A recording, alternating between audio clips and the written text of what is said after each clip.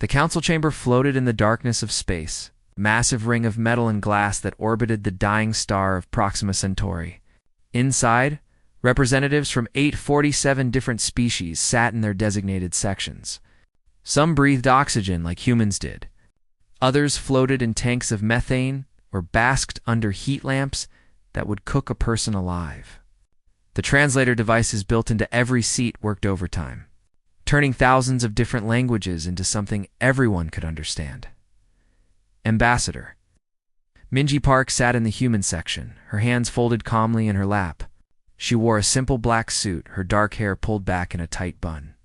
Next to her sat Captain Do-yeon Kim, the commander of Earth's only diplomatic vessel. He wore his dress uniform, the blue fabric crisp and clean. Both of them knew what was coming. They had known for weeks. The Archon of the Galactic Federation stood at the center of the chamber. He was a Velcrin, a species that looked like walking crystals with too many arms. His voice echoed through the translation system as he called for order. The chamber fell silent. "We gather today to vote on Resolution 7749, the Archon announced. The matter concerns the planet designated as Earth and its surrounding system.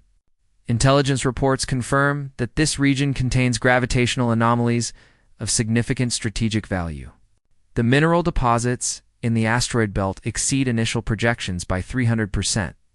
The Federation requires these resources." Amianji felt Do-yeon tense beside her, but she placed a gentle hand on his arm.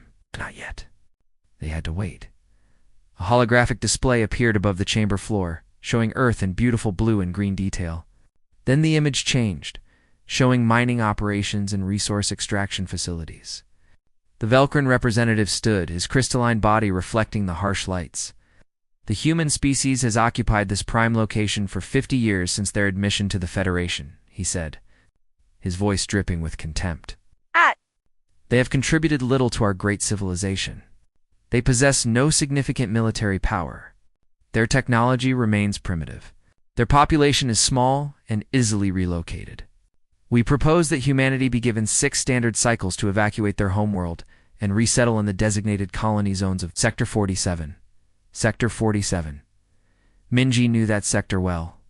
It was a collection of barren rocks at the edge of Federation space, far from any trade routes or centers of power. It was where the Federation sent species they wanted to forget about. Other representatives began to speak. Some argued for the resolution. They talked about the greater good and the needs of the many. They said humanity should be honored to sacrifice for the Federation. A few spoke against it. The Tanari representative, a being that looked like a floating jellyfish, argued that forced relocation violated the Federation Charter. The Felix ambassador, whose species resembled armored bears, said that setting this precedent would endanger all smaller member species, but Mingi counted the votes as they came in. She had spent 3 months building relationships with other ambassadors, learning which species were allies and which were pawns of the larger empires. The math was simple and brutal. Humanity would lose. "Ambassador Park," the Archon said, his voice almost mocking, "does Earth wish to speak before we vote?" Minji stood. She walked to the center platform, her shoes clicking on the metal floor. Every eye in the chamber turned to watch her. Some looked sympathetic. Most looked bored or indifferent. A few looked hungry, like sharks circling wounded prey. "The people of Earth came to this Federation in good faith," Minji said, her voice clear and strong.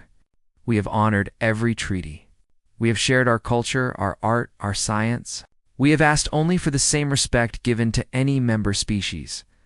And now you propose to take our home because you want what lies beneath it?" "Spare us the emotional appeal," the Velcrin representative interrupted. "Your species is young and weak. You should be grateful we are offering relocation rather than simply claiming the system by force." Mingi smiled, and something in that smile made a few of the closer representatives shift uncomfortably. "I see. Then there is nothing more to say except this. Earth formally requests a private audience with the Archon to discuss alternative solutions." Ow. The Archon's crystalline laughter rang through the chamber. "Private audiences are granted 2 species of significant standing. Humanity does not qualify. We vote now." The voting display appeared, a massive board showing each species' name. One by one, the votes came in. Green for yes, red for no. The green numbers climbed steadily. 300, 500, 700. The red numbers barely moved. 100, 110, 115. Final tally: 731 in favor, 116 against. Resolution 7749 passed with overwhelming support. The chamber erupted in discussion. Some species celebrated their coming windfall of resources. Others sat in shocked silence. The Tanari representative left immediately, their floating forms shimmering with what might have been tears. Mingy stood perfectly still, watching the board. Captain Doyen had risen from his seat and walked to stand beside her. His hand rested on the sidearm he wore, though weapons were supposedly forbidden in the council chamber.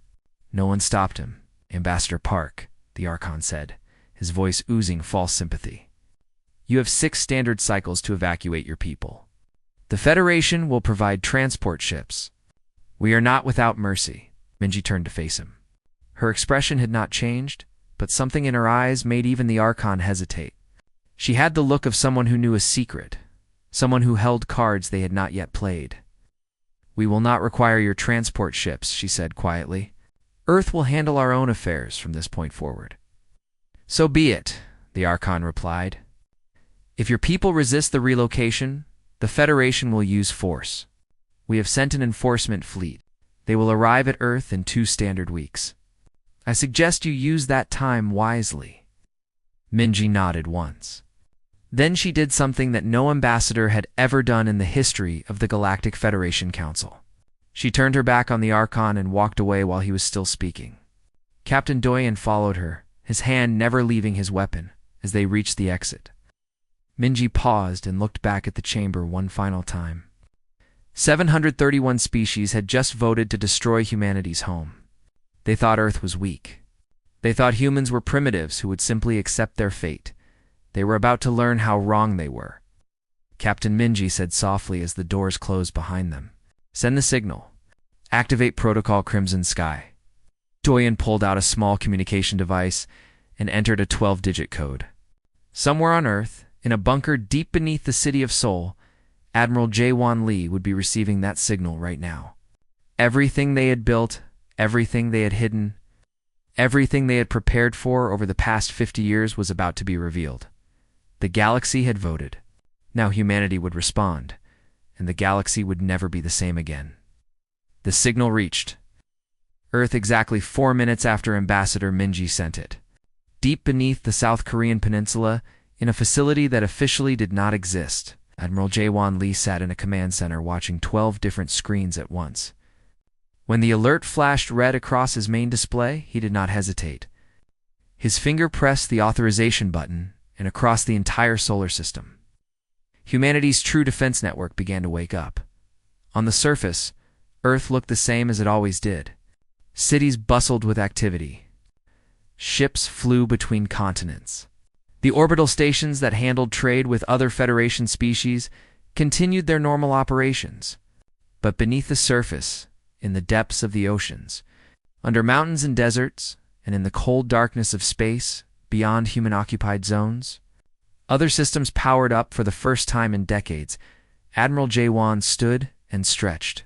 He was 58 years old, with gray hair and the kind of calm face that came from knowing exactly what to do in a crisis. He had spent 30 years preparing for this moment. Part of him had hoped it would never come. Another part of him felt relieved that the waiting was finally over. "Get me Dr. Choi," he said to his communications officer. The screen flickered, and Dr. Haijin Choi appeared. She was in her laboratory on the far side of Earth, where she had just received the same signal. She looked tired but alert, her white lab coat showing the stains of whatever experiment she had been running. "So it happened," she said. "It was not a question." 731 to 116, Jae-won replied. "They gave us 6 cycles. Jin nodded slowly. "Then we proceed with everything. No more hiding. No more pretending to be weak." "Are you certain the technology is ready?" Jae-won asked. "If we reveal what we have and it fails, there will be no second chance." "Admiral, we have been ready for 10 years. The question was never whether our technology works. The question was whether we would ever need to use it. She paused, then added, I had hoped we would not. I hoped they would see us as equals. But they see us as resources to be managed. Jaewon understood. 50 years ago, when the Galactic Federation first made contact with Earth, humanity had been ecstatic. They were not alone in the universe. They had neighbors, friends, a whole galaxy of different species to meet and learn from. But Dr. Haijin Choi and a few others had studied the Federation's history carefully. He had seen the pattern. Every species that joined the Federation fell into one of two categories. The strong species became part of the ruling council, controlling resources and making decisions. The weak species became servants, their worlds strip-mined for materials, their populations relocated whenever convenient. There was no middle ground. Earth had been categorized as weak from the first day of contact. The Federation representatives had scanned human technology and found it primitive. They had counted Earth's population and found it small. They had tested human weapons and found them laughable compared to Federation firepower. So they had welcomed humanity with smiles and promises, already planning how to exploit them. But Dr. Haijin and her team had understood something the Federation did not.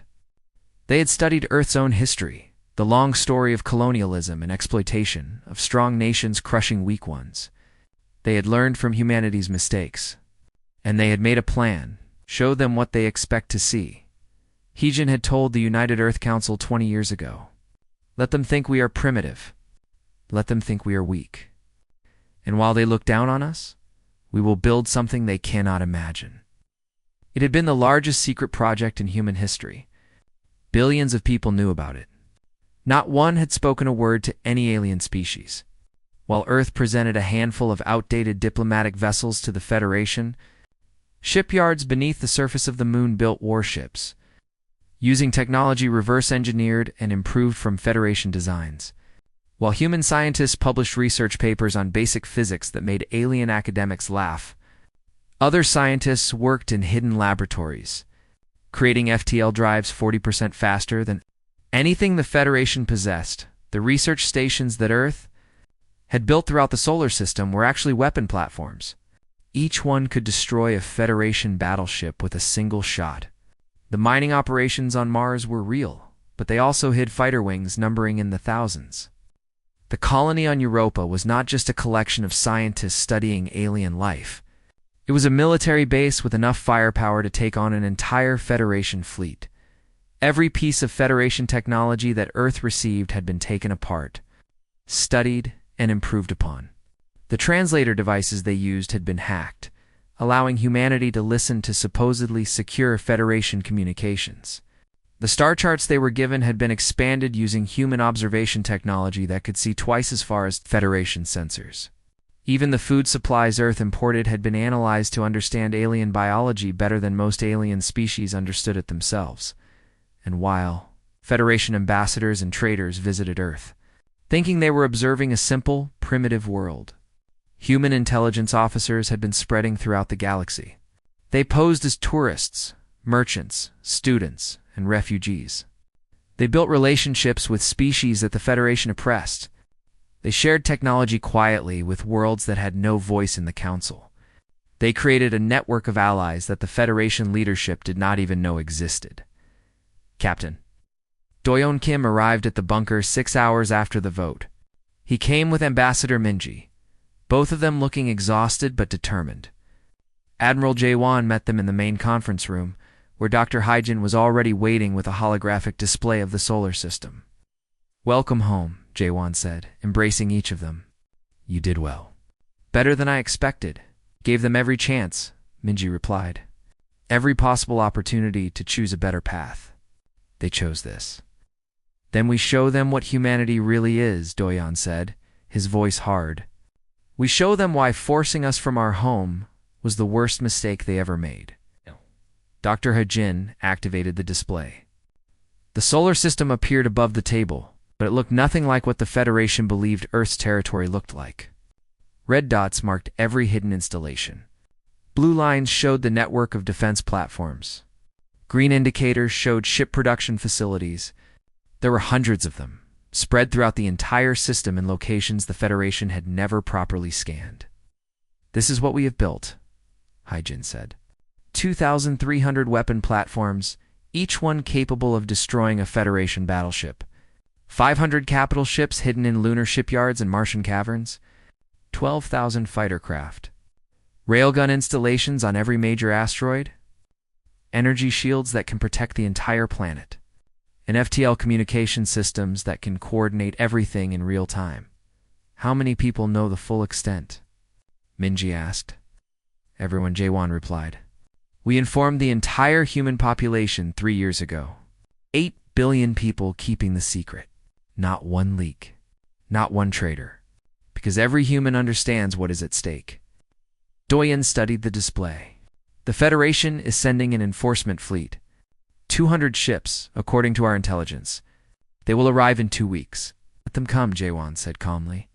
We will be ready. And after? Minji asked. After we show them our strength? What then? Do we conquer them? Do we become what they are? The room fell silent. This was the question that had haunted humanity's leadership for years. They had the power to fight back, but what would they become in the process? Would they turn into oppressors themselves? It was Captain Doyen who finally spoke. We show them we are not victims to be pushed around, but we also show them we are not monsters. We defend our home. We protect our people. And then we offer them a choice. Join us in building something better, or leave us alone. Dr. Hyjin nodded. I have been analyzing Federation psychology for 20 years. They respect only strength, but they also understand fear. We need to make them afraid of us, but not so afraid that they have no choice but to fight. We need to show them that working with us is better than working against us. Admiral Jaewon looked at each of them in turn. Then we are agreed. We reveal everything. We show the galaxy what humanity has built, and we dare them to take it from us. The enforcement fleet was already on its way. They expected to find frightened humans packing their belongings and begging for more time. They expected an easy victory, a simple demonstration of Federation power. Instead, they were about to fly into a trap that would change galactic politics forever. Humanity had been underestimated for the last time. Fleet. Commander Torvin stood on the bridge of his flagship, the Dominator, and watched the blue planet grow larger on his view screen. Behind him, 199 other Federation warships moved in perfect formation. It was an overwhelming display of force, enough firepower to reduce a small moon to dust. Surely these primitive humans would see reason. Scan for evacuation ships, Torvin ordered. His tactical officer, a thin creature with 6 eyes, worked at his console for several minutes before responding. Commander, I am reading no evacuation vessels. No transport ships. No civilian craft leaving the planet at all. Torvin frowned. Perhaps they are preparing them on the surface. Scan orbital space.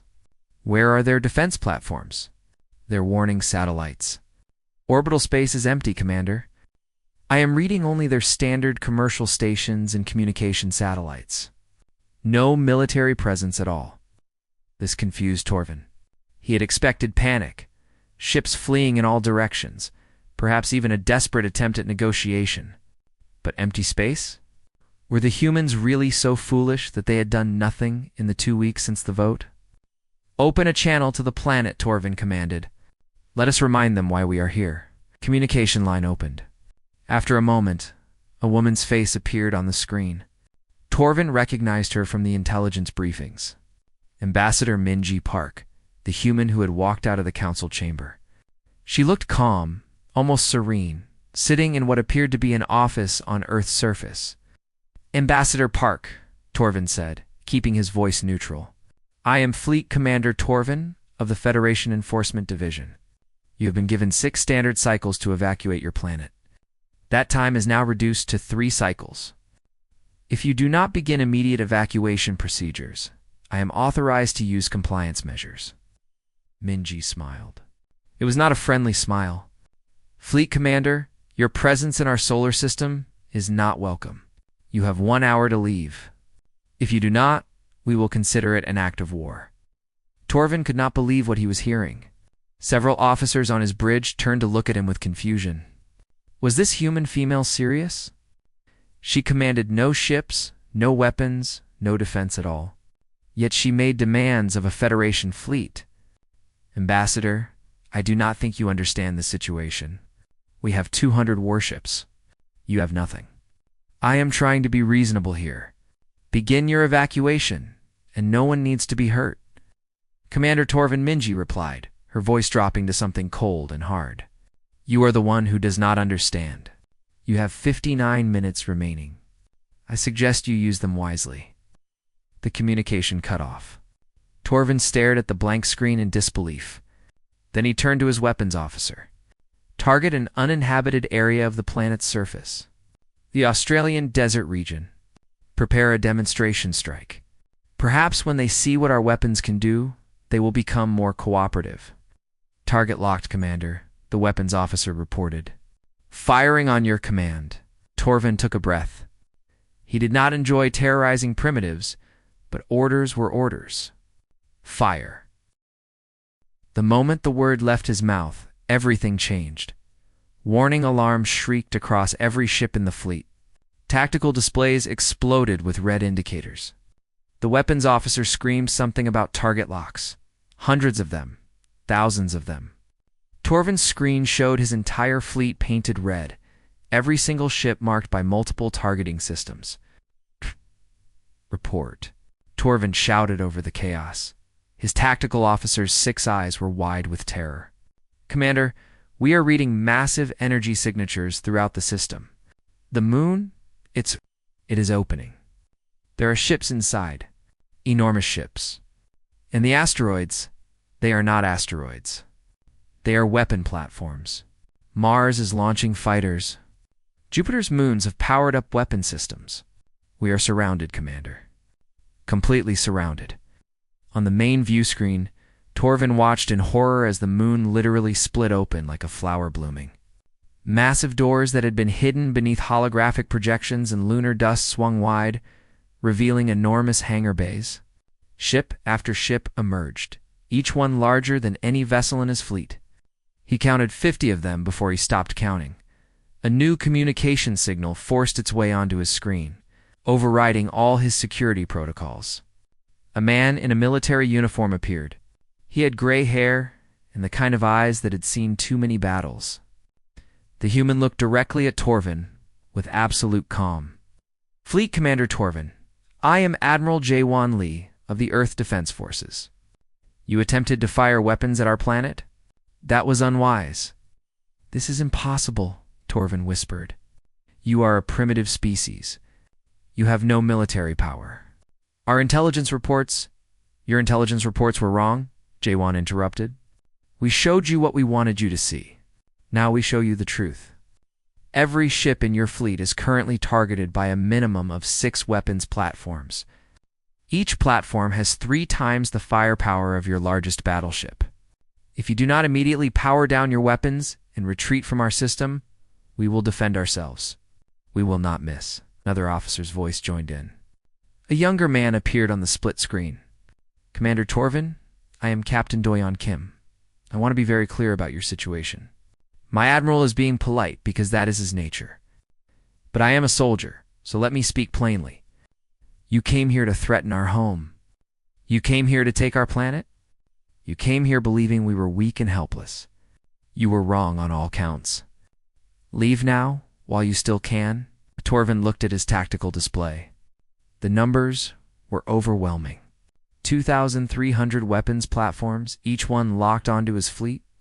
50 enormous capital ships, each one reading power outputs that exceeded anything in Federation databases. And fighters, thousands of fighters. Swarming from Mars and the asteroid belt like angry insects, his own fleet of 200 ships suddenly looked very small. This is a trick, Torvin said, but his voice lacked conviction. Some kind of holographic illusion. Test it if you wish, Admiral Jaewon replied. Fire on any of our installations and see what happens. Or you can be intelligent and leave. You have 57 minutes remaining. Torvin's communications officer spoke quietly. Commander, I am receiving private messages from several captains in our fleet. They are requesting permission to withdraw. They say their crews are panicking. Hold formation, Torvin snapped, though his own confidence was crumbling. How had this happened? How had a primitive species built such a massive military force without anyone noticing? The Federation had observers throughout the galaxy. They had spies and informants everywhere. Yet somehow, Earth had hidden all of this. Then Torvin remembered something from his briefings. Earth had been in the Federation for 50 years. They had always seemed cooperative, always sharing their culture and art, always being friendly to visitors. But they had never shown their military power. They had never demonstrated their technology. When other species asked to visit certain areas of their solar system, humans politely declined, saying those regions were nature preserves or research zones. The Federation had assumed they were simply being protective of their limited resources, but they had been hiding. Hiding and building. Building and waiting. Waiting for exactly this moment. "Commander, we have 45 minutes remaining," his tactical officer said nervously. Torvin made his decision. He was a military officer, not a fool. He had come here expecting an easy mission, a simple display of force against a helpless target. Instead, he had flown his fleet into the jaws of a trap that could destroy them all. The vote had been wrong.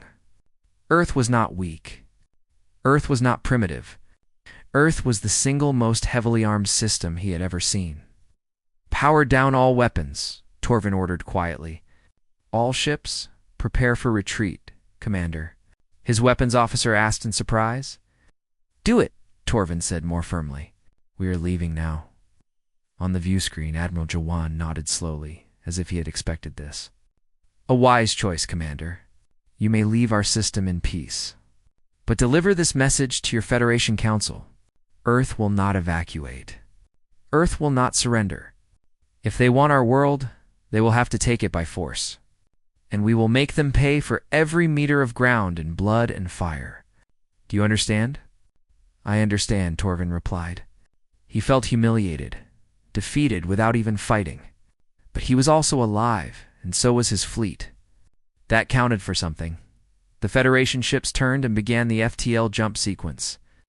As they prepared to leave, Torvin took one last look at the blue planet on his view screen.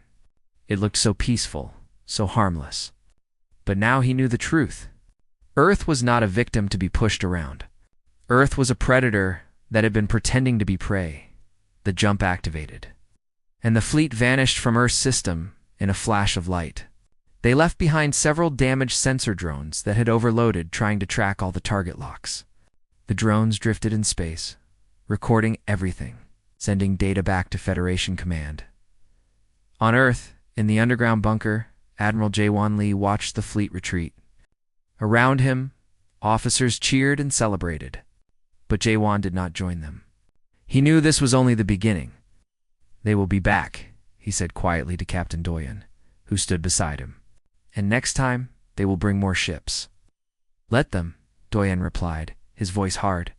"We are ready." But both men knew the galaxy had just changed forever. The secret was out.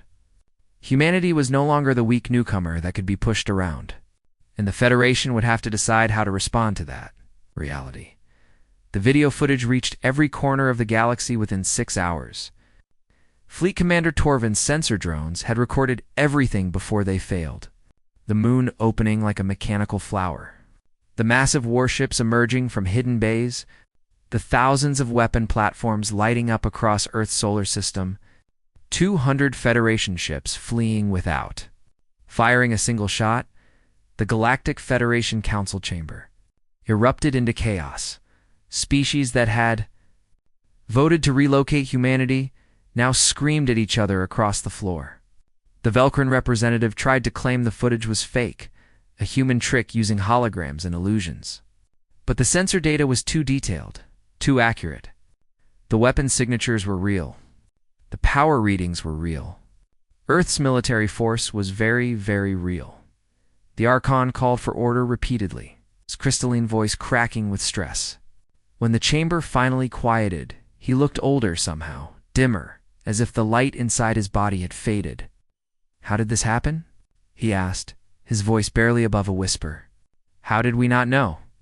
A small representative from the Tanari species floated forward. They had been one of the voices that voted against relocation, one of the few who had tried to warn the council.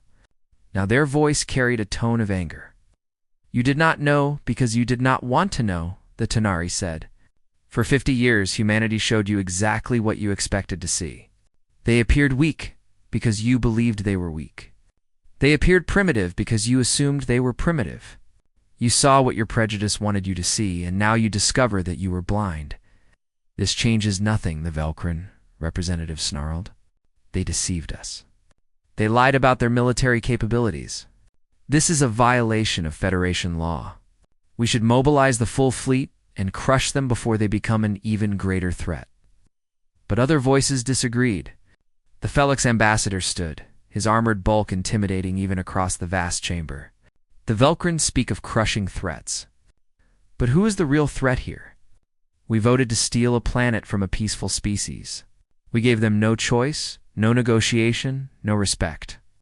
If I were human, I would have built weapons too, perhaps even more than they built. The debate raged for hours. Some species wanted immediate military action. Others called for diplomacy. A few, mostly smaller species, without much power, remained silent. But they were all thinking the same thing. If humanity could hide this much military power for 50 years, what else were they hiding? And if the Federation had been this wrong about Earth, what other mistakes had they made? In a private chamber reserved for the most powerful species, a secret meeting took place. The Archon sat with representatives from the Velcrin Empire, the Draxian hegemony, and 12 other major PIs. Owers. These were the species that truly controlled the Federation.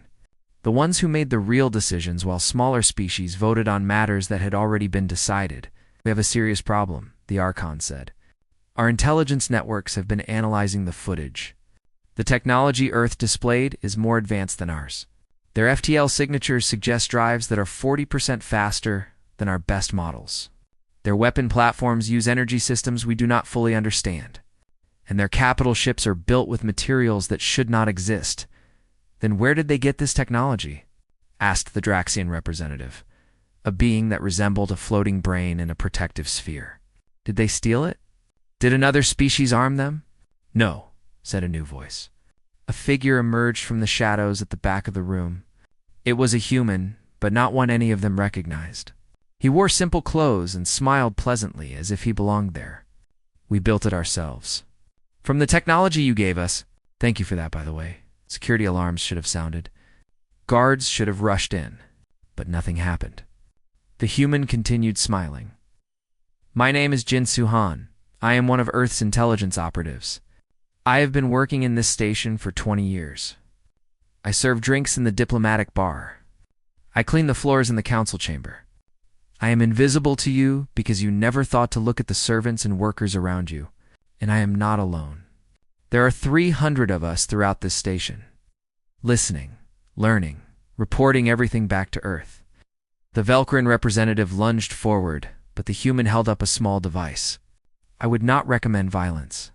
This transmitter is connected to several interesting packages placed throughout the station's infrastructure.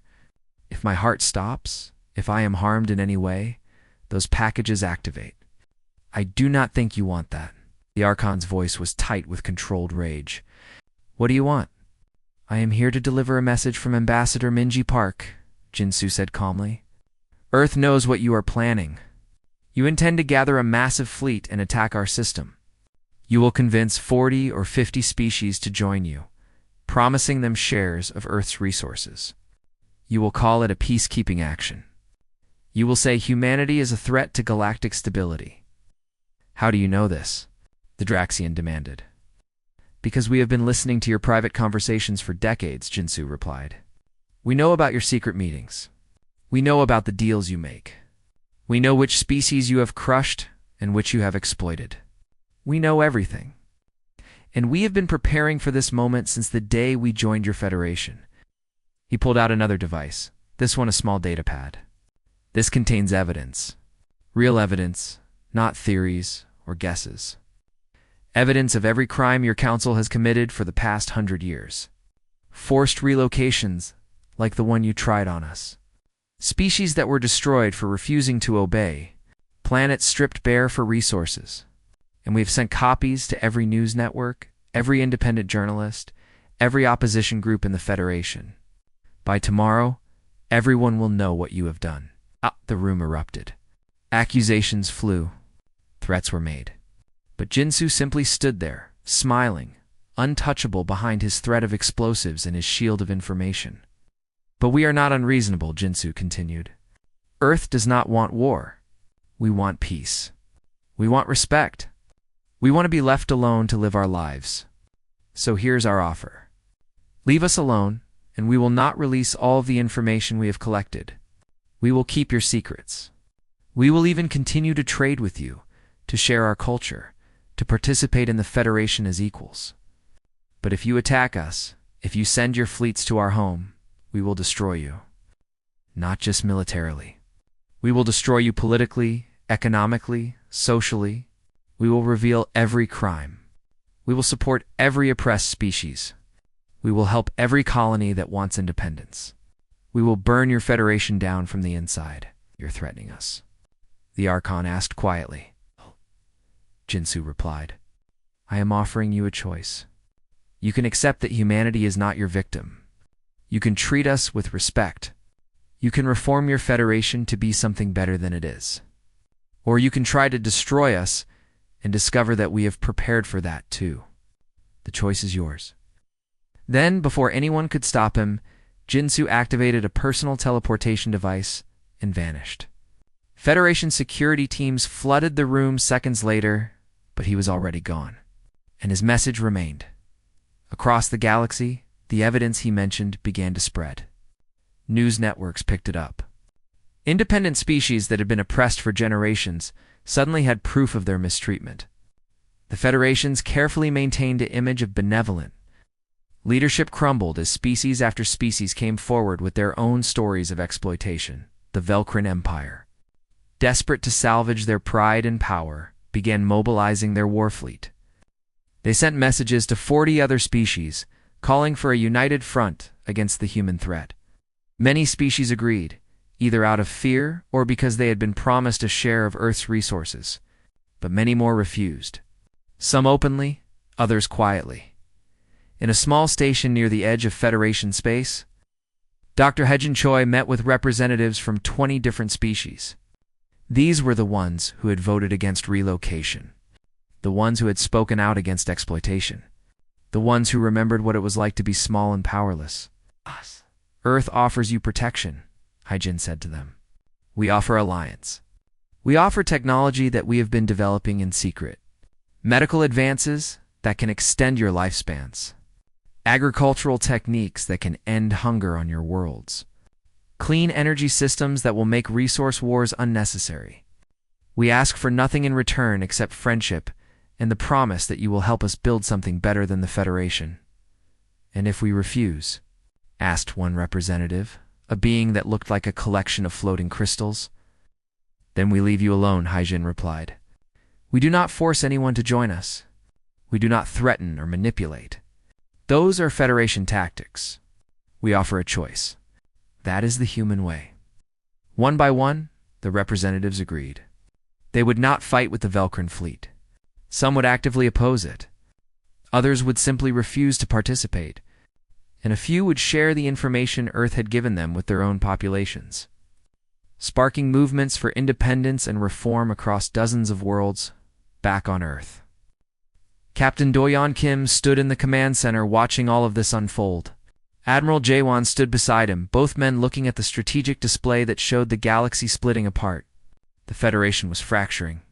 Species were choosing sides, and the Velcrin Empire was gathering the largest war fleet in modern history. They're bringing everything they have, Doyon said quietly. 2,000 ships. Maybe more. Then we show them why that will not be enough, Jaewon replied. We show them that humanity does not just build weapons. We build ideas. We build movements. We build a future where strength comes from cooperation, not domination. And if they attack anyway, then we defend our home. and we make them regret every second of it. The galaxy watched and waited. The vote had passed weeks ago, a simple political maneuver by powerful species against a weak one. But that weak species had revealed teeth. And now the galaxy would discover whether those teeth would bite, or whether humanity truly meant what they said about building something better. The Velcrin Armada began its journey toward Earth. 2,000 warships, the largest military force assembled in a generation. They expected a fight. They expected resistance. They had no idea what humanity had really prepared for them. The Velcrin Armada arrived at the edge of Earth's solar system like a storm, rolling across the horizon. 2,000 warships from 41 different species, all of them united in their determination to put humanity back in its place. Fleet Commander Torvin had been given supreme command. Along with clear orders, force Earth to surrender its technology and submit to Federation authority. If they refuse, neutralize the threat permanently. Torvin had not wanted this command. He had seen what Earth could do. He had felt the terror of having every ship in his fleet targeted by weapons he could not fight. But orders were orders, and he was a soldier. So he brought his fleet to the edge of human space and prepared to send his final ultimatum. Attention Earth Defense Forces, Torvin broadcast on all frequencies. This is Fleet Commander Torvin speaking on behalf of the Galactic Federation. You are surrounded by 2,000 warships representing 41 member species. You have deceived the Federation about your military capabilities. You have threatened galactic peace. You will immediately surrender all weapons technology and submit to Federation inspection, or we will be forced to take action. You have 1 standard hour to respond. The hour passed in tense silence. Torvin expected Earth to activate its defense network, to power up those thousands of weapons platforms and capital ships. He expected them to prepare for war. Instead, something else happened. Something he never anticipated. A single unarmed ship emerged from Earth's orbit. It was a small diplomatic vessel, the kind used for peaceful meetings and negotiations. The ship flew directly toward the Armada, broadcasting no weapons signatures, no hostile intent. Just one small craft approaching 2,000 warships. Sir, it is the human diplomatic ship Taigok, Torvin's sensor officer rapport. Ted, Captain Doyon Kim is commanding. They are requesting permission to approach and speak with you directly. Ow. 1 ship, Torvin muttered. They send 1 ship against our entire fleet. It is a diplomatic vessel, Commander. Completely unarmed. Torvin felt a knot of unease in his stomach. This was wrong. Everything about this was wrong. Earth should be mobilizing, fighting, trying to defend themselves. Instead, they sent a single ship with no weapons. What were the humans planning? Allow them to approach, Torvin ordered, but maintain full defensive postures. This could be a trick. The Taigok glided through the Armada formation, small and vulnerable among the massive warships. When it reached Torvin's flagship, Captain Doyon's face appeared on every screen throughout the fleet. Behind him stood Ambassador Minji Park and Dr. Haijin Choi. All 3 looked calm, almost peaceful. Fleet Commander Torvin Doyen said, his voice carrying across 2,000 ships. Thank you for allowing us to speak. We come unarmed because we wish to demonstrate something important. We wish to show your fleet and the galaxy watching this moment what humanity's true power actually is. Your weapons are impressive, Torvin replied carefully. We are aware of your military strength. That is why we brought overwhelming force. Ow! You misunderstand, Ambassador Minji said, stepping forward. Our weapons are not our power. They are only tools. Our true power is what we choose to do with those tools. And we choose this. The Taigok began broadcasting a massive data transmission. Not to Torvin's flagship alone, but to every single ship in the Armada. Every captain, every crew member, every soldier received the same information simultaneously. Torvin's communications officer scrambled to block it, but the signal was too strong, too pervasive. It flooded every system impossible to stop. The transmission contained detailed information. medical technology that could cure diseases and extend lifespans by centuries, agricultural techniques that could turn barren worlds into gardens, clean energy systems that would make resource wars obsolete, educational programs, cultural exchanges, scientific discoveries. Everything Earth had been quietly developing for 50 years, all of it freely given to anyone who wanted it. But that was not all. The transmission also contained evidence, proof of how the Velcrin Empire and other major powers had manipulated the Federation, records of forced relocations and destroyed species, documentation of corruption and exploitation, and most importantly, evidence of something the Armada crews did not know. Their leaders had sent them on this mission not to protect the galaxy, but to steal Earth's technology for themselves. This is humanity's true power, Dr. Hygen's voice carried across the fleet. Not weapons, though we have them. Not ships, though our fleets could darken your skies. Our power is the choice to lift others up, instead of pushing them down. The Federation taught us we needed strength to survive. We learned that lesson well. But we also learned something the Federation forgot. True strength means protecting those who cannot protect themselves. Torvin watched his command displays light up with alerts. Across his fleet, ships were going dark. Not from attack, but from internal conflict. Crews were reading the transmission. They were seeing the evidence. They were learning that their leaders had lied to them, to the 116 species who voted against our relocation. Ambassador Minji continued, "We offer formal alliance and friendship. We will share everything we have developed. We will help you build defenses so you never have to fear exploitation again. We will stand with you as equals, not as masters." To the crews of this armada, Captain Do-Yan added, his voice firm but not unkind, "We offer asylum. Any soldier, any officer, any being who wishes to leave this fleet and seek refuge on Earth or any of our allied worlds may do so. We will grant citizenship. We will protect you. Because we believe that following unjust orders does not make you evil. It makes you human. Or in your case, it makes you people who deserve better than leaders who would send you to die for their greed." Torvin's tactical board erupted with warnings.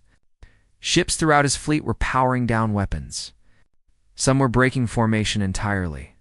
His communications channels filled with panicked messages from captains reporting mutinies, from officers requesting orders, from crew members demanding to know if what the humans said was true. "This is chaos," Torvin whispered. "They are destroying my fleet without firing a shot." To the Federation leadership watching this transmission, Minji said, and her voice carried steel beneath the diplomatic tone, "We offer you one chance. One opportunity to choose a better path. Reform your system. Give every species an equal voice. End the exploitation. End the corruption. Build a federation that actually serves all its members, not just the powerful few. Do this, and Earth will remain a loyal member. We will share our technology.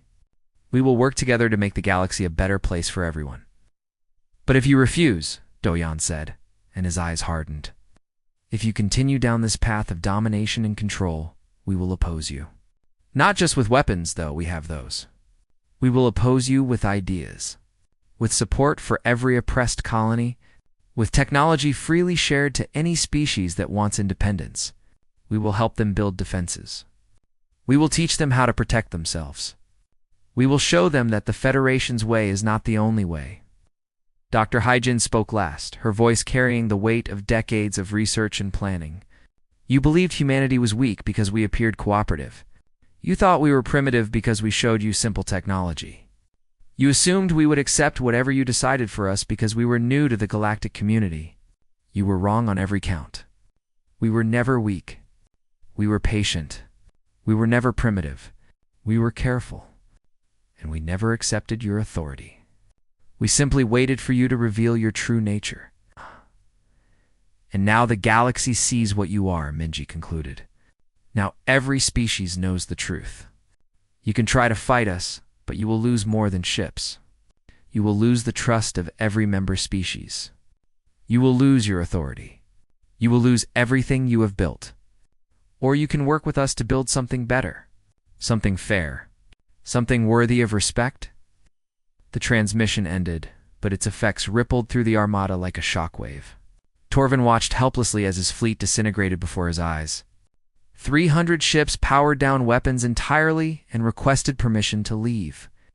They were going home to demand answers from their governments.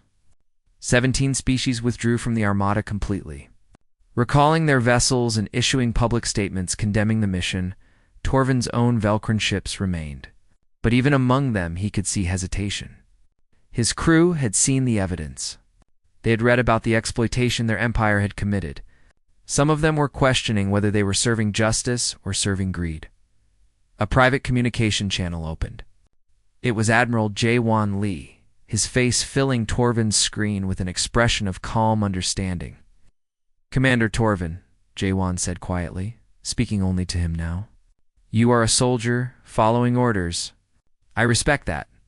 I am a soldier too, and I understand duty. But you know your leaders sent you here to die? They sent you to fight a battle they knew you could not win, all so they could maintain their power and pride. Your crew knows it now too. You do not have to make this sacrifice." Torvin looked around his bridge. His officers watched him, waiting for orders. But he could see the doubt in their eyes, the fear, the realization that they had been used. "What are you asking me to do?" Torvin asked, his voice barely a whisper. "I'm asking you to choose life over pride," Jaewon replied. "Power down your weapons. Take your people home. Tell your leaders that Earth will not be conquered. Tell them that if they want our technology, they must earn it through respect and cooperation, not threats and force. Tell them the galaxy has changed, and they can either change with it or be left behind." Torvin closed his eyes. He thought about his crew, the thousands of beings under his command who trusted him to lead them. He thought about his orders, the demands to crush humanity and take their technology. He thought about the evidence he had seen, the proof of corruption and exploitation. Then he opened his eyes and made his decision. "Our Velcrin ships," Torvin announced on the fleet channel. "Power down all weapons systems. We are withdrawing from this engagement, Commander." His weapons officer asked in shock. "I will not sacrifice this fleet for leaders who lied to us," Torvin said firmly. "I will not attack a species that has offered peace. Stand down. That is an order." One by one, the Velcrin ships powered down their weapons. The few vessels that remained loyal to the original mission found themselves suddenly alone, facing the full might of Earth's defense network without support. They quickly realized their position and chose to retreat as well. Within an hour, the armada had dissolved. 2,000 ships had arrived ready or war. Now they limped home in scattered groups, their crews confused and angry, their mission a complete failure. They had not fired a single shot. They had not even tried. Because humanity had shown them something more powerful than weapons. Humanity had shown them a choice. 6 months later, the galaxy looked very different. The Galactic Federation had fractured into two entities. 200 species, inspired by Earth's example, formed the Free Worlds Coalition. Their charter guaranteed self-determination, technology sharing, and protection for all member worlds regardless of size or strength. Earth served as a founding member, sharing its technology freely with anyone who joined. The remaining federation, diminished but not destroyed, underwent massive reforms. They could not maintain their old system of exploitation when so many species had seen proof of their corruption. They adopted new laws, new governance structures, new policies that gave smaller species actual representation, Captain. Doyen Kim stood on the bridge of Earth's newest flagship, patrolling the border between Coalition and Federation space. His mission was not to threaten, but to protect. To ensure that smaller species caught between the two powers were not exploited by either side. Ambassador Minji Park served as the Coalition's first, working 18-hour days to build a government that actually represented all member species equally. It was exhausting work, filled with compromises and arguments and endless negotiations. But it was also hopeful work, building something new and better. Dr. Haijin Choi led the Technology Exchange Commission. helping worlds develop sustainable advancement without the exploitation that had characterized the old Federation. She traveled constantly, teaching and learning, sharing and building. Admiral Jaewon Lee maintained Earth's defense network, but now it protected 200 worlds instead of one. His fleets were the most powerful in the galaxy, powerful enough that they rarely needed to prove it. Their existence alone was enough to ensure peace, and Fleet Commander Torvin. He resigned his commission and accepted asylum on Earth. He spent his days writing a book about his experience, about the moment he chose to follow his conscience instead of his orders. It became required reading in the Coalition's military academies, a reminder that true strength included the courage to choose peace over glory. Humanity had learned from their own history. They had watched Earth's nations exploit and colonize each other for centuries. They had seen the cost of domination, the pain of oppression, the waste of conflict. When they reached the stars and found the galaxy locked in the same cycles of exploitation, they refused to become victims. But more importantly, they refused to become victimizers. The Galactic Federation had voted to remove humanity from their home. They had expected fear and compliance. Instead, humanity offered them a mirror, showing them what they had become and what they could be instead. True power, humanity demonstrated, was not the ability to destroy your enemies. It was the wisdom to turn enemies into friends, the strength to defend those who could not defend themselves, and the courage to show mercy when you could show might. The galaxy voted to relocate humanity. Humanity responded by offering the galaxy a better future, and slowly, one species at a time, the galaxy accepted.